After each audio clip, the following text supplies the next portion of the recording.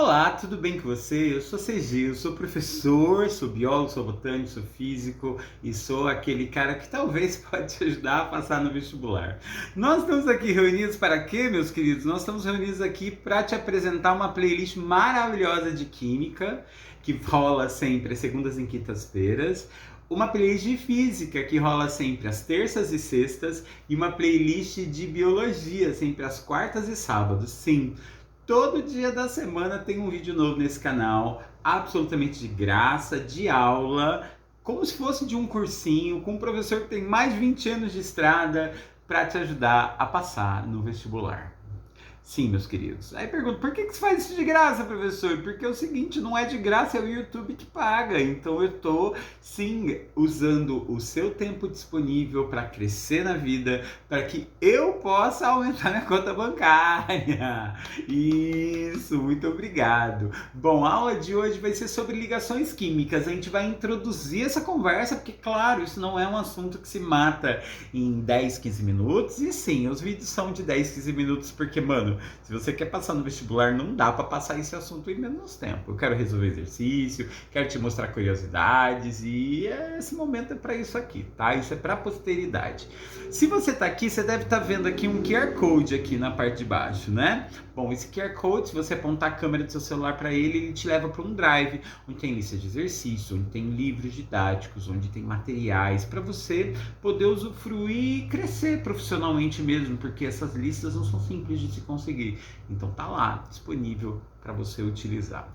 Além disso, se você tá vindo pela primeira vez nesse canal, pô, mano, curte, comente, compartilha, espalha essa semente, ajuda a chegar mais gente. Deve ter mais gente que também não tem grana para cursinho e que isso aqui vai fazer muita diferença. Bom, de qualquer forma, estamos aqui, me achem nas redes sociais, TikTok, Instagram e tudo mais, e lá vocês podem trocar mensagem comigo, aqui também, toda mensagem que deixa eu leio e respondo. Então, vem comigo que tudo vai dar muito certo. E vamos começar, porque aqui é eficiência, aqui não tem enrolação, a gente quer trabalho. E bora lá. Para o início da nossa conversa, meus queridos, a gente vai começar fazendo a pergunta que nos traz aqui. O que são ligações químicas? E essa pergunta foi feita já por inúmeros cientistas, mas teve dois que realmente debruçaram sobre essa temática e elaboraram melhor esse questionamento. E a primeira pergunta que veio do Walter Kossel, que fez a seguinte pergunta: por que nunca encontramos os elementos da tabela periódica isolados na natureza? Sim, a tabela periódica, se você já viu os vídeos anteriores, a gente tem lá uma lista de 118 elementos até então, até agora, e raríssimos são os elementos químicos que a gente acha assim puro na natureza já. A maior parte deles estão combinados. Aqui eu coloquei dois exemplos desses elementos químicos. Por exemplo, o sódio e o cloro nunca estão separados. A gente sempre acha eles emendadinhos, compondo sal, né? E por que eles se juntam desta forma? Formando essas duplinhas, sódio, cloro, sódio, cloro, sódio, cloro, sódio, cloro, formando imensas montanhas de sal marinho, que é o sal que a gente consome aí no nosso dia a dia, né? Vindo da evaporação da água do mar e tal. Do mesmo jeito, nós temos aí desse outro lado, essa montanha desse pozinho meio avermelhado, meio marronzinho, né? Sabe que substância é essa? Esse é o óxido de ferro, que é feito pela combinação de átomos de oxigênio e de ferro, fazendo essas duplinhas também aí, ó. Óxido de ferro, oxigênio de ferro, oxigênio de ferro, oxigênio de ferro. Esse daí já é um pouquinho mais difícil da gente encontrar do que o sal de cozinha, né? É óbvio. Mas o óxido de ferro, a gente conhece ele por conta dessa cor dele. É ele que compõe a superfície de Marte, né? Quando a gente ouve falar que Marte é o planeta vermelho, é porque a superfície dele é lotada de óxido de ferro, ou seja, isso não tem só na Terra. Além disso, aqui a gente fala do óxido de ferro porque ele é utilizado nessa forma de pó para misturas que vão mudar a cor de materiais cerâmicos. Ou então também ele aparece nas ferrugens. Quando a gente fala que um portão enferrujou, a gente fala que ele oxidou, ou seja, o ferro que estava lá no portão se associou ao oxigênio e virou uma nova substância. E aí a pergunta é, por que eles nunca estão isolados na natureza? A resposta que veio por um outro cientista parceiro dele, que acabou levando a fama da teoria, que é o Gilbert Lewis, que falou que existe algo que possibilita esses átomos se colarem. E ao se colar, eles ficam estáveis. Sim, estáveis, eles ficam duráveis. Mas isso é pouco. A gente precisa entender melhor essa relação. E aí levantamos uma próxima questão. Quem não se liga com ninguém? Dos poucos elementos da natureza que não se liga com ninguém, quem são eles? E a resposta foi muito simples. Só os gases nobres que estão na tabela periódica vão apresentar esta propriedade de não se colar com ninguém. Eles conseguem viver como átomos livres. Quem são eles? Bom, se você não assistiu na aula passada que a gente comentou sobre os elementos da tabela, vou relembrá-los. Ele é a última coluna da tabela periódica, ela é conhecida como grupo 18 ou 8A ou coluna 0, e são esses elementos aqui, ó: o hélio, o neônio, o argônio, o criptônio, o xenônio, o radônio e o ganesônio. Nas últimas aulas eu falei um pouquinho sobre esse novo elemento aí, o ganesônio, né? A gente sabe muito pouco sobre ele, é um átomo artificial e tal, é o último elemento, né? Então a gente sabe realmente muito pouco sobre ele. Mas sobre os outros a gente conhece muito bem. Por exemplo, o hélio, ele é o menor gás nobre que tem, né, com relação ao seu átomo, e ele é muito utilizado para encher balões. O hélio ele tem uma propriedade, que é o fato de que ele tem uma densidade muito pequenininha, então ele flutua no ar, né? Ele é mais leve que o ar. Então ele serve para fazer esses balões que voam sozinhos.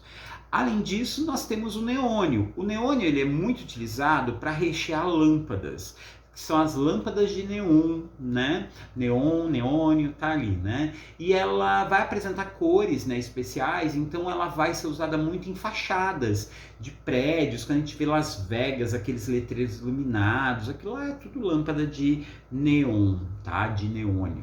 Além disso, nós temos também o argônio, que também é um gás que também vai ser usado recheando lâmpadas. Ele também pode exibir cor em algumas situações, mas o argônio, em especial, ele é utilizado nessas nossas lâmpadas normais de bulbo, recheando elas. Ah, professor, mas por quê? Bom, ele vai ter dois papéis ali, né? Essas lâmpadas de bulbo têm um filamento ali no meio, que é de um metal chamado tungstênio, que quando é aquecido, ele fica incandescente, né? E essa incandescência poderia fazer com que aquele fio derretesse, poderia fazer com que aquele fio estourasse. O argônio entra ali como uma substância que vai meio que amortecer o rolê, que vai estabilizar a estrutura, e sem falar que ele vai rebater a luz e vai aumentar a possibilidade de iluminação só do fiozinho lá do meio, tá? Uma lâmpada, quando tem o bulbo, ela vai iluminar pra caramba, mas se você estoura ela e o bulbo ainda estiver intacto, ela não vai iluminar quase nada, né? Então o argônio lá dentro faz diferença. Outro gás, que é o criptônio, né? A gente imagina que criptônio vem de criptonita, não é bem por aí. O criptônio, ele é muito utilizado para compor também luz. Só que aqui no caso nós estamos falando do laser. Laser esse que é utilizado na medicina, principalmente em cirurgias de retina, cirurgias para o olho, no sentido de fazer correção de cataratas, transplantes de córnea e tudo isso, né? Ele é um gás relativamente barato, que emite laser relativamente mais barato que outros elementos químicos que também podem ser usados para laser, e ele tem esse detalhe da precisão, que é algo que é muito típico também de laser e que vai ser muito necessário numa cirurgia que são dos olhos, não é mesmo? Seguindo aqui adiante, o gás radônio, que ele vai ser utilizado nos tratamentos de câncer. De novo, tem esse rolê da luz, tá? Ele é utilizado em lâmpadas e ele, quando essas lâmpadas são acesas, elas vão emitir uma radiação. Radiação essa que pode ser útil nos tratamentos de radioterapia, interessantes para algumas formas de câncer, principalmente cânceres que são superficiais, como câncer de pele, câncer de músculo, câncer de ossos, cartilagens e coisas assim, tá? Por último, eu deixei o xenônio. O xenônio ele é conhecido por causa das lâmpadas de xenon. No Brasil, as lâmpadas de xenon meio que foram proibidos, porque quando esses faróis eram utilizados em carros, eles iluminavam muito. E isso à noite nas rodovias, quando essa luz muito intensa bate de frente, ela pode ofuscar a visão de motoristas que estão vindo de encontro. Então meio que tiraram fora. Mas ela é utilizada para fazer lâmpadas também com alto potencial de iluminação, tá? Bom, seguindo aqui adiante, já apresentamos aqui os gases nobres. E que eles são chamados de nobres, ou chamados de raros, ou também chamados de gases inertes por conta dessa propriedade deles não se ligarem a ninguém, eles não reagem com ninguém. E a pergunta que fica é, por quê? Quando a gente faz uma análise de quanta energia cada átomo precisa para exibir uma reação, a gente se depara com esse seguinte gráfico. É um gráfico que a gente chama de gráfico de potencial de ionização, que se trata basicamente da capacidade de um átomo perder ou ganhar elétrons, né? Ou seja, se transformar em um íon. E a gente vê que nesse gráfico existem picos. Cada um desses picos que aparecem aqui nesse gráfico, que eu vou tentar mostrar aqui, ó, temos aqui ó, o pico do hélio, o pico do neônio, o pico do argônio, criptônio e assim sucessivamente. Todos esses picos avisam que, para que esses elementos se ionizem, ou seja, virem íons, percam ou ganhem elétrons, nós precisaríamos gastar muita energia. E o fato de ser tão difícil tirar ou ganhar elétrons faz com que esses átomos não reajam. Esse gráfico avisa isso pra gente. À medida que a gente vai olhando na tabela periódica, essa energia de ionização vai ficando cada vez mais baixa, mas sempre exigindo esse pico. E esse pico avisa, ó, quem tiver nesse pico não troca elétron com ninguém, não dá elétron, não recebe, não faz nada. E todo mundo que estiver abaixo desses caras, todos os elementos químicos que aparecerão abaixo, significa que eles doam com facilidade ou recebem com facilidade. No caso, do mesmo jeito que a gente olha para os picos lá em cima, onde estão os gases nobres, a gente vai perceber que existe aqui embaixo uma regra, ó. Olha quem está aqui, ó. O Li, que é o lítio. Nós temos o sódio, que também está aqui embaixo. Opa, cadê você? O sódio que está aqui embaixo, o potássio que está aqui embaixo, o galho que está aqui embaixo, o rubídio. Quem são esses elementos químicos? Na tabela periódica, a gente percebe que existe uma regularidade. Todos os gases nobres que não doam elétrons, não reagem com ninguém, estão na última coluna lá da tabela periódica, o último grupo, o 8A. Já os vales do gráfico, que são exatamente os elementos que têm facilidade para se transformar em íon, em geral essa facilidade se dá pelo fato dele doar elétrons com facilidade, né? A gente chama isso, né, um átomo que doa elétrons com facilidade de cátion. Eles são o outro lado da tabela periódica, a primeira coluna. Na primeira coluna a gente vai ter os metais que a gente chama de metais alcalinos, né, que é a coluna 1A. Beleza? Geralmente nas ligações químicas, quando a gente vê assim, o sódio se ligou com o cloro.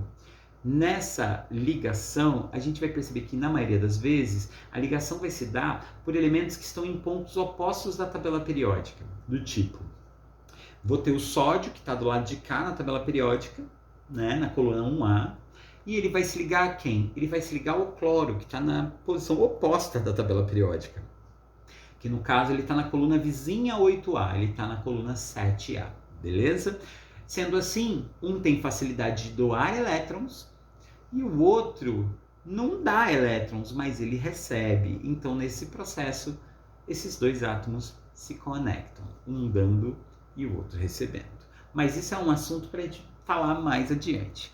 Pensando nisso, a gente precisa pensar nesse conceito de potencial de ionização. Às vezes isso aparece com o nome também de energia de ionização. E a gente percebe que tem uma regra com relação à tabela. Qual? Bom, se a gente comparar a tabela com aquele gráfico, a gente vai perceber que as energias de ionização mais altas são todos dos elementos que estão nas últimas colunas aqui. Nas últimas colunas, onde a gente vai encontrar aqui, ó, os gases nobres. A gente vai perceber também que do lado de cá é a menor energia de ionização, que é a dos metais alcalinos. E isso também muda quando a gente pensa na altura da tabela. A gente percebe que o elemento que tem mais dificuldade entre todos os gases nobres, por exemplo, é o hélio, que é o menor.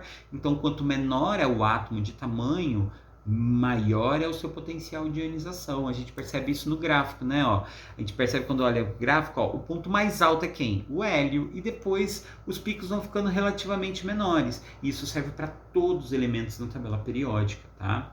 Então, qual é a lógica de potencial de ionização? Pensa nessas flechinhas aqui, ó, é para subir, é para ir para frente. Se sobe, vai para frente, a gente cresce. É isso que eu tenho que pensar sobre potencial de ionização. E aí eu tiro 3 conclusões importantes. Quais? Se tiver baixo potencial de ionização, tende a virar cátion, né? Tende a doar elétrons. Se tiver alto potencial de ionização, tende a virar ânion. E se for alto demais, aí não ganha nem perde. Aí ele é um gás nobre, tá? Então a regra é essa. Cátion doa elétrons, porque tem baixo PI. Ânion recebe elétrons, porque tem alto PI. E se estiver alto demais, não ganha, não perde. É gás nobre. Beleza? Bom, esse é o detalhe final, cerejinha do bolo. E como essa regra depende do formato da tabela periódica, a gente diz que o potencial de ionização é uma propriedade periódica, né? Ela varia na tabela periódica e tem uma regra.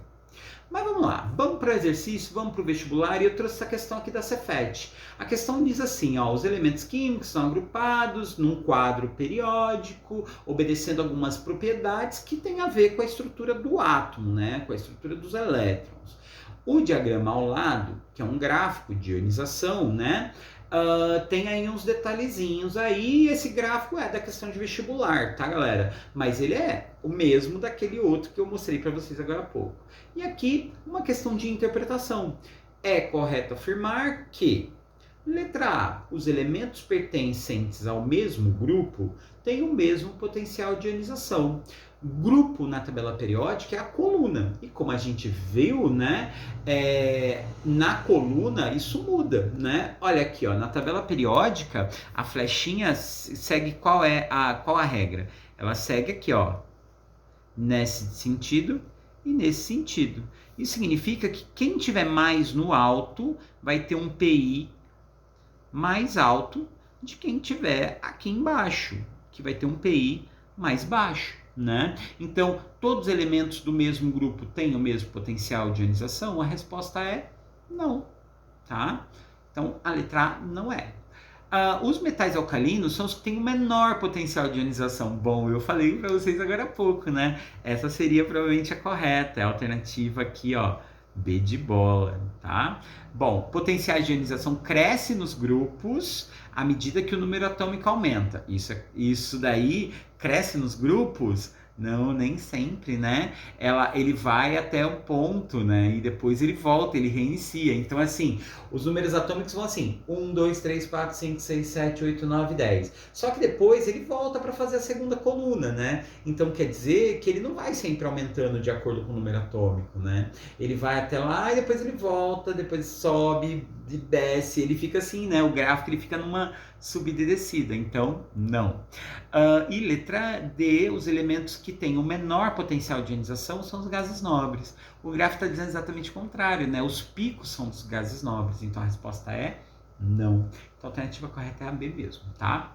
Aí a pergunta que fica é, tá, professor, potencial de ionização, entendi o que é. É a energia para tirar o elétron do átomo, né? Gás nobre não tem isso, ou melhor, tem muito disso, por isso que ninguém tira elétrons dele. Mas e aqueles dois caras lá? Eles só fizeram isso? Só descobriram que os gases nobres não se misturavam? Não, eles elaboraram uma teoria. E a gente vai falar dela agora, tá? Essa teoria, que era a teoria do octeto. Mas vai ficar muito longo esse meu vídeo se eu me alongar. Então eu vou dar uma diquinha para fechar o meu vídeo aqui e a gente começar o próximo vídeo mais tarde para você assistir outro dia. Que é, professor, como é que eu faço para memorizar as colunas da tabela periódica? Eu estou percebendo que isso vai ser útil. É claro que eu nunca recomendo para ninguém decorar a tabela periódica inteira, isso não faz sentido. Mas tem algumas colunas que vão aparecer mais, tem maior chance de aparecer em questões vestibulares, como é o caso da coluna dos gases nobres e como é o caso da coluna dos metais alcalinos. Para memorizar essa ordem dos metais alcalinos, a gente tem uma frasezinha. A coluna 1A é: Hoje li na cama Robinson Crusoe francês, tá? Eu sei, a frase não faz o menor sentido, mas ela tá ali porque as iniciais dão dica dos símbolos químicos. Então, hoje, H. Li, Li, que é o lítio. Na, Na, sódio.